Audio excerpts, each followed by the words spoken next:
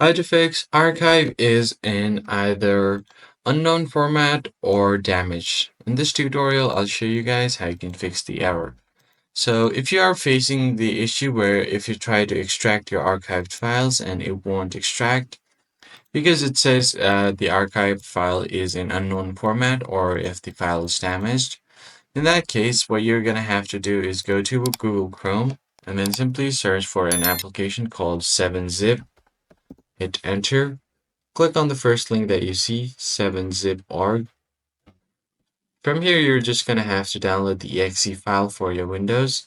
I think I already have it on my file explorer, so let me just go ahead and go to my downloads and then simply search for 7zip. If you don't see it, you are going to have to go ahead and run the application after downloading it and then click on yes. Now it will automatically install the application to your device. Once the application is installed, you can just go back, go to the same file, right click on it, and then here you go to more options, and then you'll see the 7-zip option. Now you can extract here, click on it, and it will automatically extract the file here.